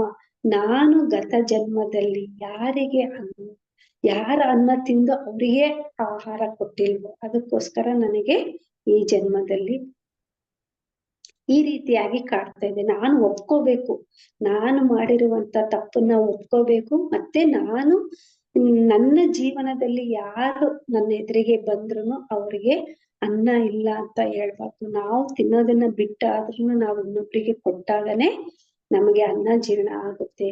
ಅಂದ್ರೆ ನಾವು ಯಾರಿಗೋ ಮಾಡ್ಬೇಕಾಗಿರುತ್ತೆ, ಅವರಿಗೆ ಮಾಡಿರೋದಿಲ್ಲ. ಅದಕ್ಕೋಸ್ಕರ ನಮ್ಮ ಎದುರಿಗೆ ಯಾರು ಬಂದ್ರು ಅವರಿಗೆ ಒಂದು ತುತ್ತು ಅನ್ನ ಹಾಕಿದಾಗ ನಮ್ಮ ಏನೇ ಒಂದು ಕರ್ಮಗಳು ಅಲ್ಲಿ ಇನ್ನು ಸ್ಟಾಕ್ ಇದ್ರೆ ಅವೆಲ್ಲ ಕ್ಲಿಯರ್ ಆಗ್ತಾ ಹೋಗುತ್ತೆ ಅಂತ ನನ್ನ ಭಾವನೆ. ಸಮಯ ಆಯ್ತಾ ಮೇಡಮ್? ನಂದು 5 ನಿಮಿಷ. ಅದೇ ರೀತಿಯಾಗಿ ನಮ್ ಮನೆಗೆ ಯಾರು ಬಂದು ಏನ್ ಕೇಳಿದ್ರು ನಾವು ಇಲ್ಲ ಅಂತ ಅನ್ಬಾರ್ದು. ನಾವು ಶಿವಮೊಗ್ಗದಲ್ಲಿ ಇದ್ದಾಗ ನಮ್ ಮನೆ ಓನರು ತುಂಬಾ ನಾವು ಕ್ಲೋಸ್ ಆಗಿದ್ವಿ, ಒಂದು ಅಕ್ಕ ತಂಗಿ ಇದ್ದಂಗಿದ್ವಿ. ಆದ್ರೆ ಅವರು ಕರೆಕ್ಟ್ ನಾವೇನ್ ಕಾಫಿ ಯಾವತ್ತು ಜಾಸ್ತಿ ಕಾಫಿ ಟೀ ಏನ್ ಕುಡಿಯಲ್ಲ, ಹಾಲಷ್ಟೇ ಕುಡಿತಿದ್ವಿ. ಇನ್ನೇನ್ ಹಾಲ್ ಕುಡಿಬೇಕು ಅನ್ನೋ ಟೈಮಿಗೆ ಅವರು ನಮ್ಮನೆ ಹಾಲ್ ಬಂದಿಲ್ಲ, ಸ್ವಲ್ಪ ಚಾ ಮಾಡ್ಕೊಳಕ್ಕೆ ಹಾಲಿದ್ರೆ ಕೊಡ್ರಿ ಅಂತ ಹೇಳ್ತಾ ಇದ್ರು. ನನ್ಗೆ ಮಕ್ಕಳಿಗೆ ಕೊಟ್ಟಿರ್ತಿದ್ದೆ, ನಮ್ಮ ಮನೆಯವರಿಗೆ ಕೊಟ್ಟಿರ್ತಿದ್ದೆ. ನನ್ನ ಒಂದು ಸಣ್ಣ ಗ್ಲಾಸ್ ಅವ್ರೇನ್ ಜಾಸ್ತಿ ಕೇಳ್ತಿರ್ಲಿಲ್ಲ. ನಾನ್ ಕೊಡ್ಬೇಕಾ ನಾನೇ ಕುಡಿಬೇಕಾ ಅನ್ನೋ ಒಂದು ಪ್ರಶ್ನೆ ಬರ್ತಾ ಇತ್ತು. ಇರ್ಲಿ ಬಿಡು ನಾನ್ ಕುಡಿದ್ರೆ ಏನಾಯ್ತು, ಕುಡಿದಿದ್ರೆ ನಮ್ಗೆ ಹಾಲಲ್ವಾ, ನಮ್ಗೇನ್ ಚಟ ಇಲ್ಲ, ಅದು ಹಾಲ್ ಖಾಲಿ ಮಾಡ್ಬೇಕಂತ ಕುಡಿತಾ ಇದ್ದೆ ಅಷ್ಟೇ ಅಂತಂದು ಅವರಿಗೆ ಹಾಲು ಕೊಟ್ಬಿಡ್ತಿದ್ದೆ. ಅವರು ಚಾ ಕುಡಿಯೋರು. ಚಾ ಕುಡ್ದಿಲ್ಲ ಅಂದ್ರೆ ತಲೆನೋವು ಬಂದ್ಬಿಡುತ್ತೆ, ಅದೊಂದು ಚಟ ತರ ಆಗ್ಬಿಟ್ಟಿರುತ್ತಲ್ಲ. ಸರಿ ಅಂತ ಕೊಡ್ತಿದ್ದೆ. ಮತ್ತೆ ಊಟ ಮಾಡುವಾಗ ಒಂದು ಸ್ವಲ್ಪ ಮೊಸರು ಹಾಕೊಂಡಿರ್ತಿದ್ದೆ ನಾನು. ಅದಿಷ್ಟೇ. ಅವ್ರ ತಮ್ಮ ಬಂದ್ರೆ ಅವ್ರ ಮೊಸರನ್ನ ಊಟ ಮಾಡ್ತಾ ಇರ್ಲಿಲ್ಲ. ಅವ್ರ ತಮ್ಮ ಬಂದ್ರೆ ಅವ್ರ ಅಪ್ಪ ಬಂದ್ರೆಗಿನ ನಮ್ಮನೆಗೆ ಹೇಳ್ ಕಳಿಸ್ತಿದ್ರು, ಮೊಸರು ಕೊಡಿ ಅಕ್ಕ. ಅಯ್ಯೋ ನನ್ಗಷ್ಟೇ ಮೊಸರು ಇದೆಯಲ್ಲ, ಇದು ಕೊಡ್ಬೇಕಾ ಕೊಡ್ಬಾರ್ದ ಅಂತ ಅನ್ಕೊಂತಿದ್ದೆ. ಏನೋ ನಮ್ಮನೆ ತನಕ ನೋಡ್ರಿ ಯಾರಾದ್ರೂ ಕೇಳೋದಕ್ಕೆ ಬಂದಿದ್ದಾರೆ ಅಂತಂದ್ರೆ ಅವ್ರು ಎಷ್ಟು ನಮ್ಮ ಮೇಲೆ ನಂಬಿಕೆ ಭರವಸೆ ಇಟ್ಕೊಂಡು ಬಂದಿರ್ತಾರ. ಅದಕ್ಕೋಸ್ಕರ ಅವ್ರನ್ನ ಇಲ್ಲ ಅಂತ ನಾವು ವಾಪಸ್ ಒಂದು ಸಾರಿ ಕಳಿಸಿ ಬಿಟ್ರೆಗಿನ, ಅಕಸ್ಮಾತ್ ನಮ್ಮ ಮನೇಲಿ ಆ ಟೈಮಲ್ಲಿ ಇತ್ತು ಅಂತ ಅವ್ರಿಗೆ ಏನಾದ್ರು ಗೊತ್ತಾದ್ರೆ ಇನ್ನೊಂದು ದಿವ್ಸ ಆ ನಂಬಿಕೆ ಇಟ್ಕೊಂಡು ನಮ್ಮ ಮನೆಗೆ ಯಾರು ಏನು ಕೇಳಕ್ ಬರಲ್ಲ. ಸರಿ ಇರ್ಲಿ ಬಿಡು, ಇವತ್ತೊಂದ್ ದಿವ್ಸ ಮೊಸರನ್ನ ಊಟ ಮಾಡ್ದಿದ್ರೆ ಏನು ಆಗಲ್ಲ ಅಂತ ಆ ಮೊಸರು ಕೊಟ್ಟು ಬಿಡ್ತಿದ್ದೆ. ಮತ್ತೆ ಏನಾದ್ರೂ ದೋಸೆಗೆ ನೆನೆ ಹಾಕ್ಬೇಕಂದ್ರೆ ಮೆಂತೆ ಇಲ್ಲ ಅಂತ, ಮೆಂತೆ ಒಂದ್ ಸ್ವಲ್ಪ ಕೊಡಕ್ಕ ಅಂತ ಕೇಳ್ಬಿಡ್ತಿದ್ರು. ಸರಿ ಅಂತ ಮೆಂತೆ ಕೊಡ್ತಿದ್ದೆ. ಏನ್ ತಗೊಂಡೋದ್ರು ಅವ್ರು ವಾಪಸ್ ಕೊಡ್ತಿದ್ದಿಲ್ಲ. ನಾನು ಅಯ್ಯೋ ಇವ್ರು ವಾಪಸ್ ಕೊಡೋದೇ ಇಲ್ಲಲ್ಲ, ನಾನು ಇನ್ನೊಂದ್ಸರಿ ಏನಾದ್ರೂ ಇವ್ರು ಕೇಳಕ್ ಬಂದ್ರೆ ಕೊಡ್ಬೇಕಾ ಕೊಡಬಾರ್ದ ಅಂತ ಅನ್ಕೊಂತ ಇದ್ದೆ. ಆದ್ರೆ ನಾ ಮನೆಯಲ್ಲಿ ಏನೇ ತುಂಬಾ ಎಷ್ಟು ಕ್ಲೋಸ್ ಆಗಿದ್ರುನು ನಮ್ಮ ಒಳಗಿನ ಮನಸ್ಸು ಯಾವ ರೀತಿ ಆಲೋಚನೆ ಮಾಡ್ತಾ ಇರ್ತದೆ ಅಂತ ನಾನು ಹೇಳೋದಕ್ಕೆ ಇದನ್ನ ಹೇಳ್ತಾ ಇದ್ದೀನಿ. ಅವ್ರ ಮೇಲೆ ನನಗೆ ಯಾವ ಕೆಟ್ಟ ಉದ್ದೇಶ ಇಲ್ಲ, ಕೆಟ್ಟ ಭಾವನೆ ಇಲ್ಲ. ಚೆನ್ನಾಗಿರ್ಬೇಕನ್ನೋದು ಇದ್ಕೊಂಡುನು ನಾವು ನಮ್ಮ ಒಳ ಮನಸ್ಸಿನಲ್ಲಿ ಎಷ್ಟು ತರ್ಕಗಳು ನಡೀತಾ ಇರುತ್ತೆ. ನಾವು ಶಿವಮೊಗ್ಗ ಅನ್ನೋ ಊರು ಹೆಸರು ಕೇಳಿದೀವಿ, ಅಲ್ಲಿ ಯಾರು ನಮ್ಗೆ ಫ್ರೆಂಡ್ಸ್ ಇಲ್ಲ, ಪರಿಚಯ ಇಲ್ಲ. ಅಂತದ್ರಲ್ಲಿ ಓನರ್ ಅಷ್ಟು ಅಕ್ಕ ತಂಗಿ ತರ ಅಷ್ಟು ಚೆನ್ನಾಗಿದ್ದಾರ. ಅಂತವ್ರು ಕೇಳಕ್ ಬಂದ್ರೆ ನಾವ್ ಇಷ್ಟೆಲ್ಲ ಆಲೋಚನೆ ಮಾಡ್ತೀವಿ. ಅವಾಗ ನಾನ್ ಅನ್ಕೊಂತಿದ್ದೆ. ಆಮೇಲೆ ನನಗೆ ಏನಾದ್ರು ಒಂದ್ ತೆಂಗಿನಕಾಯಿ ಬೇಕಂತಂದ್ರೆಗಿನ ಹೋಗಿ ಇಸ್ಕೊಂತಿದ್ದೆ. ನಮ್ಮ ಹತ್ರ ಮತ್ತೆ ಏನಾದ್ರೂ ಬೇಕಂತ ಇಸ್ಕೊಂಡು ಬಂದ್ರುನು ಅದನ್ನ ಕೊಡಕ್ ಹೋದ್ರೆ ಎಷ್ಟು ಕೊಡಕ್ ಹೋದ್ರೆ ಅವ್ರು ಇಸ್ಕೊಂತಾನೆ ಇರ್ಲಿಲ್ಲ. ಅವ್ರು ತೆಂಗಿನ ತೋಟ ಇತ್ತು, ತೆಂಗಿನಕಾಯಿ ಕೊಟ್ರುನು ತೆಂಗಿನಕಾಯಿ ದುಡ್ಡುನು ಇಸ್ಕೊತಿರ್ಲಿಲ್ಲ, ತೆಂಗಿನಕಾಯಿನೂ ಇಸ್ಕೊತಿದ್ದಿಲ್ಲ. ಒಂದು ಕೊಬ್ಬರಿ ಬಟ್ಲ ಕೊಟ್ರು ಸಹಿತ ಅದಕ್ಕೂನು ಏನ್ ಮಾಡಿದ್ರೆ ಇಸ್ಕೊಂತಿರ್ಲಿಲ್ಲ. ಮತ್ತೆ ಅವ್ರ ಮನೆಗ ತಿಂಡಿ ತಿನ್ನುವಾಗ ನಾನ್ ಮಧ್ಯಾಹ್ನ ಎಲ್ಲಿಗನ ಹೋಗಿದ್ದೀನಿ ಅಂತಂದ್ರೆ ನಮ್ಮ ಮಕ್ಕಳಿಗೆ ಮನೆ ಬೀಗ ಕೊಡ್ಲಾರ್ದ ಅವ್ರ ಮನೆಗೆ ಊಟಕ್ಕೆ ನಿಮ್ ಮನೆಗೆ ಊಟಕ್ ಬರ್ತನ್ರಿ ಅಂತಂದ್ರೆ ಓ ಆಯ್ತು ನಮ್ ಮನೆಗೆ ಬರ್ಲಿ ಅಂತ ಅಷ್ಟು ಪ್ರೀತಿಯಿಂದ ಹೇಳ್ತಾ ಇದ್ರು ನೋಡ್ರಿ. ಅವ್ರು ಅಂತ ಪ್ರೀತಿ ಇಟ್ಕೊಂಡು ನಮ್ಮ ಮಗನಿಗೆ ಅವ್ರು ಊಟ ಹಾಕ್ಬೇಕು ಅಂತಂದ್ರೆ ಅವ್ರ ಎಷ್ಟು ಒಂದು ಏನು ಹಿಂದೆ ಮುಂದೆ ಆಲೋಚನೆ ಮಾಡ್ಲಾರ್ದಂಗ ಹೂ ಅಂತ ಒಪ್ಕೊಂಡ್ ಬಿಡ್ತಿದ್ರು. ಅಂತದ್ರಲ್ಲಿ ನಾನು ಹೆಂಗೆ ಒಂದು ಸಣ್ಣ ಬುದ್ಧಿಯನ್ನ ತೋರ್ಸಿದೆ ಅಂತ ನನ್ಗೆ ಆಮೇಲೆ ಅನಿಸ್ತು. ಆ ನಂತರ ನನ್ಗೆ ಜ್ಞಾನ ಎಲ್ಲ ಗೊತ್ತಾದ್ಮೇಲೆ ಅಯ್ಯೋ ನಾನು ಅವ್ರು ಯಾಕೆ ನಮ್ಗೆ ಕೇಳಕ್ ಬರ್ತಾರಂದ್ರೆ ಇಲ್ಲಿ ಪರೀಕ್ಷೆಗಳು ನಡೀತಾ ಇರ್ತಾವ. ಅವ್ರು ಯಾರಾದ್ರೂ ನಮ್ ಮನೆಗೆ ಕೇಳಕ ಬಂದ್ರೆ ನಾವು ಕೊಡೋದಿಲ್ವಾ ಅನ್ನುವ ಪರೀಕ್ಷೆ ನಡೀತಾ ಇರುತ್ತೆ. ಅಂತ ಪರೀಕ್ಷೆಗಳಲ್ಲಿ ನಾನು ಪಾಸ್ ಆದ್ನೆ ಅಂತ ಅನಿಸ್ತು. ಅಲ್ಲ ನಮಗೆ ತಿಳಿದಂಗೆ ನಮ್ಮನೆಗೆ ಇದ್ದಾಗ ಅವರು 10-15 ದಿವ್ಸ ಊರಿಗೆ ಹೋದ್ರು ಅವ್ರ ಮನೆಗೆಲ್ಲ ಟಿಫನ್ ಕೊಡೋದು, ಸಾಂಬಾರ್ ಕೊಡೋದು, ರೊಟ್ಟಿ ಕೊಡೋದು ಎಲ್ಲಾ ಮಾಡ್ತಿದ್ದೆ. ಆದ್ರೆ ಒಂದು ಸಣ್ಣ ಒಂದು ಗ್ಲಾಸ್ ಹಾಲಿಗೆ ಅದು ಏನ್ ಇಲ್ಲ ಅಂದ್ರೂ ನಡೀತೈತೆ. ನಮಗೆ ಒಂದು ದಿವಸ ಹಾಲಿಲ್ಲ ಅಂದ್ರೆ ನಾವ್ ಹೆಂಗಂದ್ರೂ ಮ್ಯಾನೇಜ್ ಮಾಡ್ತೀವಿ. ಒಂದು ಸಣ್ಣ ಸಣ್ಣ ವಿಷಯಗಳಿಗೆ ಒಂದು ತರ್ಕ, ಒಂದು ಚರ್ಚೆ ಅನ್ನೋದು ಮಾಡಿ ಅಂದ್ರೆ ಇಂಥವೆಲ್ಲ ಆಲೋಚನೆಗಳು ಬರ್ಬೇಕು. ಯಾಕೆ ಅಂದ್ರೆಗಿನ ದ್ವಂದ್ವ ನಮ್ಮ ಮನಸ್ಸಿನಲ್ಲಿ ಯಾವಾಗ ದ್ವಂದ್ವ ಅನ್ನೋದು ಶುರುವಾಗುತ್ತೋ ಅವಾಗ ನಾವು ಸತ್ಯದ ಕಡೆಗೆ ಪ್ರಯಾಣ ಮಾಡೋದಕ್ಕೆ ಸಾಧ್ಯ ಆಗುತ್ತೆ. ಈ ದ್ವಂದ್ವ ಬಂದಿದ್ದಕ್ಕೇನೆ ನನ್ಗೆ ಅವಾಗ ಕ್ಲಾರಿಟಿ ಸಿಕ್ತು. ಅವ್ರು ಅವತ್ತ ಕೇಳಿದಾಗ ನಾನು ಕೊಟ್ಟಿದ್ದಕ್ಕೆ ಎಷ್ಟು ಒಳ್ಳೇದಾಯ್ತು. ಎಷ್ಟು ಪ್ರೀತಿ ಅಂದ್ರೆ ಅಂತ ಪ್ರೀತಿ ಮಾಡುವಂತಹ ಓನರ್ಗಳನ್ನ ಪಡೆದಿದ್ದಕ್ಕೆ ಎಷ್ಟೋ ನಾನು ಥ್ಯಾಂಕ್ಸ್ ಹೇಳ್ತೀನಿ. ಅಂತ ಥ್ಯಾಂಕ್ಸ್ ನಲ್ಲಿ ನಾನು ಸಣ್ಣ ಬುದ್ಧಿನ ಅಂದ್ರೆ ನನ್ನ ಮನಸ್ಸಿನಲ್ಲಿ ಈ ರೀತಿ ನಡೀತಾ ಇದೆ ಅಂತ ಅವ್ರಿಗೆ ಗೊತ್ತಾದ್ರೆ ಸಹಿತ ಅವ್ರು ಎಷ್ಟು ಬೇಜಾರ್ ಮಾಡ್ಕೊಂತಾರ. ಆ ರೀತಿಯಾಗಿರುವಂತವ್ರಿಗೆ ನಾನು ಹೆಂಗೆ ನನ್ನ ಮನಸ್ಸಿನಲ್ಲಿ ಯಾವ ಭಾವನೆಗಳು ಬಂದ್ವಲ್ಲ ಅಂತ ನನ್ಗೆ ಒಂಥರ ಫೀಲಿಂಗ್ ಆಗುತ್ತೆ ಇವಾಗ ನೆನೆಸ್ಕೊಂಡ್ರೆಗಿನ. ಆದ್ರೆ ನಂತರ ಕೊನೆ ತನಕನು ಆ ಊರ್ ಬಿಡೋ ತನಕನು ಬಿಟ್ಟ ಮೇಲೆ ಸಹಿತ 2-3 ಸರಿ ಮತ್ತೆ ಅವ್ರು ಮನೆಗೆ ಹೋಗಿದ್ವಿ. ಆ ಊರಿಗೆ ಹೋದಾಗ ತುಂಬಾ ಇವಾಗ್ಲೂನು ನಮ್ಗೆ ಪ್ರೀತಿ ಮಾಡ್ತಾರ. ಅಂದ್ರೆ ನೋಡ್ರಿ ನಾನ್ ಏನ್ ಹೇಳ್ತೀನಿ ಅಂದ್ರೆ ನಮ್ಮ ಎದುರಿಗೆ ಏನ್ ಕೆಲಸ ಬರ್ತೈತು, ಯಾರಿಗ್ ಏನ್ ಕೊಡ್ಬೇಕಾಗುತ್ತೋ ಅವೆಲ್ಲ ನಮ್ಗೆ ಪರೀಕ್ಷೆಗಳನ್ನು ಇರ್ತಾವ. ನಾವು ಯಾರಿಗೋ ಮಾಡ್ಬೇಕಾಗಿದ್ದಿರುತ್ತೆ, ಅವ್ರಿಗ್ ಮಾಡಿರೋದಿಲ್ಲ. ಅದಕ್ಕೆ ಈ ಮೂಲಕ ಇನ್ನೊಬ್ರಿಗೆ ಮಾಡಿದಾಗನಾದ್ರೂ ನಮ್ಮ ಕರ್ಮಗಳು ಕಳೀತಾವ. ನಮ್ಮ ಕರ್ಮಗಳೇ ನಮ್ಮ ಗ್ಯಾಸ್ಟ್ರಿಕ್, ನಮ್ಮ ಗ್ಯಾಸ್ಟ್ರಿಕ್ ಅಜೀರ್ಣ ಸಮಸ್ಯೆ ಅಂತ ನಾನು ಹೇಳಕ್ ಇಷ್ಟಪಡ್ತೀನಿ. ಈ ಒಂದು ಸಮಸ್ಯೆ ಬಂದವರು ಮಜ್ಜಿಗೆ ಮೆಣಸಿನಕಾಯಿ, ಹಸಿ ಮೆಣಸಿನಕಾಯಿ, ಉಪ್ಪಿನಕಾಯಿಗಳನ್ನ ಮಾತ್ರ ಜಾಸ್ತಿ ತಿನ್ಲೇಬಾರ್ದು. ತಿಂದ್ರೆ ವರ್ಷಕ್ಕೆ 1 ಸತೆ 2 ಸತೆ ಅಷ್ಟೇ ತಿನ್ಬೇಕು. ಆಹಾರದಲ್ಲಿ ಸ್ವಲ್ಪ ಸ್ವಲ್ಪ ನಾವ್ ಏನ್ ತಿಂದಿದೀವಿ ಅಂತ ನೆನ್ಪಿಟ್ಕೊಂಡು, ಏನೇ ಒಂಚೂರು ಪ್ರಾಬ್ಲಮ್ ಆದ್ರೂ ಇವತ್ತೇನ್ ಜಾಸ್ತಿ ತಿಂದಿನ ಕಡಿಮೆ ತಿಂದಿನ ಅಂತ ಅನ್ಕೊಂಡು ನೋಡ್ಕೊಂಡು ಮತ್ತೆ ಗಂಜಿಯಿಂದಾನೇ ಶುರು ಮಾಡ್ಬೇಕು. 3 ದಿವಸ ಗಂಜಿ ಕುಡಿಬೇಕು.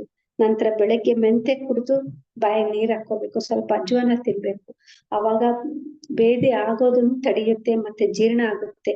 ಊಟದ ನಂತರ ಒಂದು 100 ಹೆಜ್ಜೆನಾದ್ರೂ ವಾಕ್ ಮಾಡ್ಬೇಕು. ನೀರು, ಉಪ್ಪು, ನಿಂಬೆ ರಸ 1-2-3 ಹನಿ ನಿಂಬೆ ರಸ ಹಾಕೊಂಡ್ ಕುಡಿಬೇಕು. ಗ್ಯಾಸ್ಟ್ರಿಕ್, ಅಸಿಡಿಟಿ, ನಿಂಬೆ ಹಣ್ಣು ಕುಡಿಬಾರ್ದು ಅಂತಾರ, ಆದ್ರೆ ಮುಳ್ಳನ್ನ ಮುಳ್ಳಿನಿಂದಾನೇ ತೆಗಿತೀವಿ, ವಜ್ರದಿಂದಾನೇ ಕಟ್ ಮಾಡ್ತಾರಲ್ಲ, ಅದೇ ರೀತಿಯಾಗಿ ಅಸಿಡಿಟಿಯನ್ನ ನಿಂಬೆ ಹಣ್ಣಿನಿಂದಾನೇ ನಾವು ಕಡಿಮೆ ಮಾಡ್ಕೋಬಹುದು. ತುಂಬಾ ಒಳ್ಳೆ ಔಷಧಿ ಇವು 3. ಹಸಿ ಖಾರ, ಹಸಿ ಶುಂಠಿನೂ ಹಸಿದು ತಿನ್ಬಾರ್ದು. ಬೆಳ್ಳುಳ್ಳಿ ಜಜ್ಜಿರೋದು ತಿನ್ಬಾರ್ದು. ನಾವು ಧ್ಯಾನ ಮಾಡಿದವರು ಬೆಳ್ಳುಳ್ಳಿನೇ ತಿನ್ನೋದಿಲ್ಲ, ಅದು ಬೇರೆ. ನಾನ್ ನಾರ್ಮಲ್ ಆಗಿ ಹೇಳ್ತಾ ಇದ್ದಿದ್ದು. ನನಗೆ ಅವಾಗ ಗೊತ್ತಿರ್ಲಿಲ್ಲ ಬೆಳ್ಳುಳ್ಳಿ ತಿಂದ್ರೆ ಜೀರ್ಣ ಆಗುತ್ತೆ ಅಂತ. ಒಗ್ಗರಣೆಗೆ ಬೆಳ್ಳುಳ್ಳಿ ಹಾಕೊಂತಿದ್ದೆ ರುಚಿ ಬರುತ್ತೆ ಅಂತ. ಆದ್ರೆ ಇವಾಗೆಲ್ಲ ನಾವು ಸಂಪೂರ್ಣ ಬೆಳ್ಳುಳ್ಳಿ ಎಲ್ಲ ಬಿಟ್ಟಿದೀವಿ. ಉಪ್ಪಿನಕಾಯಿ, ಹಸಿಮೆಣಸಿನಕಾಯಿ, ಚಟ್ನಿಗಳಿಗೆ ಹಸಿಮೆಣಸಿನಕಾಯಿ ಡೈರೆಕ್ಟ್ ಹಾಕಿ ಚಟ್ನಿ ಮಾಡ್ಬಾರ್ದು. ತುಂಬಾ ಆರಾಮ ಆದ್ಮೇಲೆ ಸಹಿತ ಹಸಿಮೆಣಸಿನಕಾಯಿ ಎಣ್ಣೆ ಹಾಕಿ ಹುರಿದು ಬಿಟ್ಟು ಹಾಕೋಬೇಕು. ಅದು ಸಪ್ಪನ್ ಮೆಣಸಿನಕಾಯಿ ಇದ್ರೆ ಮಾತ್ರ ತಿನ್ಬೇಕು. ಖಾರನ್ ಮೆಣಸಿನಕಾಯಿಗಳನ್ನ ನಾವು ತಿನ್ನಕ್ಕೆ ಹೋಗ್ಬಾರ್ದು. ಯಾಕಂದ್ರೆ ಏನು ತಿಂದೆ ಇರುವಂತಹ ಸ್ಥಿತಿಯಿಂದ ಇಷ್ಟು ತಿನ್ನೋ ಸ್ಥಿತಿಗೆ ಬಂದಿದೀವಲ್ಲ, ಅದಕ್ಕೆ ನಾವು ಪ್ರತಿದಿನ ಆ ಆಹಾರಕ್ಕೆ ನಾವು ನಮ್ಮ ಜೀರ್ಣ ಆಗಿದ್ದ ನಮ್ಮ ಲಿವರಿಗೆ, ನಮ್ಮ ಶರೀರಕ್ಕೆ ಎಲ್ಲಾ ಥ್ಯಾಂಕ್ಸ್ಗಳನ್ನ ಹೇಳ್ಕೊಂತ ನಾವು ಆಹಾರ ಸೇವನೆ ಮಾಡಿದಾಗ ನಮಗೆ ಏನ್ ಜೀರ್ಣ ಆಗುತ್ತೋ ಅಷ್ಟನ್ನ ತಿನ್ಕೋಬೇಕು. ಹಸುವಾದಾಗ ಮಾತ್ರ ಊಟ ಮಾಡ್ಬೇಕು. ಎಷ್ಟು ಹೊಟ್ಟೆ ತುಂಬುತ್ತದೋ ಆ ನಂತರ 1 ತುತ್ತು ಜಾಸ್ತಿ ತಿನ್ಬಾರ್ದು. ತುಂಬಾ ಹಸುವಾಗುವಾಗ 1 ತುತ್ತು ಕಡಿಮೆನೂ ತಿನ್ಬಾರ್ದು. ಅದು ಅವ್ರಿಗೇನೆ ಎಲ್ಲ ಕರೆಕ್ಟ್ ಆಗಿ ಗೊತ್ತಾಗ್ಬೇಕು. ಇನ್ನೂ ಏನಾದ್ರೂ ನಿಮ್ಮಲ್ಲಿ ಡೌಟ್ಸ್ ಇದ್ರೆಗಿನ ನನಗೆ ಫೋನ್ ಮಾಡ್ರಿ, ನಾನು ಮತ್ತೆ ನಿಮ್ಗೆ ಎಲ್ಲ ವಿವರವಾಗಿ ಹೇಳ್ತೀನಿ. ಎಲ್ಲರಿಗೆ ಸಾರಿ ಥ್ಯಾಂಕ್ಸ್ ಹೇಳ್ಕೊಂತ ಧ್ಯಾನ ಮಾಡ್ರಿ, ಆದಷ್ಟು ಧ್ಯಾನ ಮಾಡ್ರಿ. ಆಯುರ್ವೇದ ಮೆಡಿಸಿನ್ ತಗೊಳ್ರಿ, ಅಂದ್ರೆ ನೀವು ಖಂಡಿತವಾಗ್ಲೂ ಹುಷಾರಾಗೇ ಆಗ್ತೀರಿ. ಧ್ಯಾನ ಮಾಡಿನೂ ನಾನು ಇನ್ನೂ ಆರಾಮಾಗಿಲ್ಲ ಅಂತ ಅನ್ಕೋಬೇಡ್ರಿ. 1 ಗಂಟೆ 2 ಗಂಟೆ ಧ್ಯಾನ ಮಾಡಿದ್ರಿ ಕಾಯಿಲೆ ಕಡಿಮೆ ಆಗುವಂತದ್ದಲ್ಲ.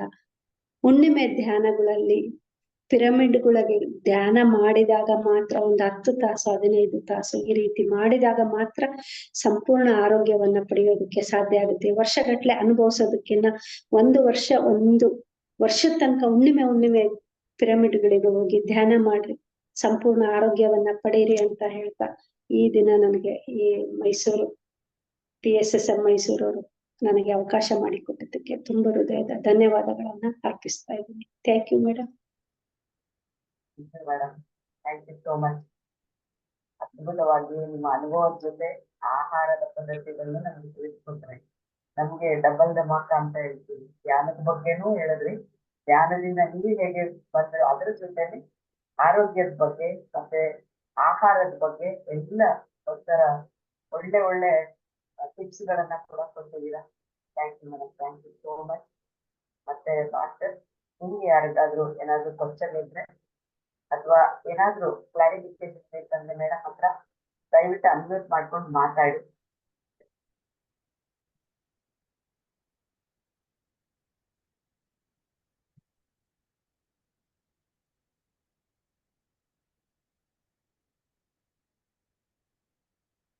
ಏನಿಲ್ಲ ಅಂತಂದ್ರೆ ನಾವು ಧ್ಯಾನಕ್ಕೆ ಹೋಗೋಣ.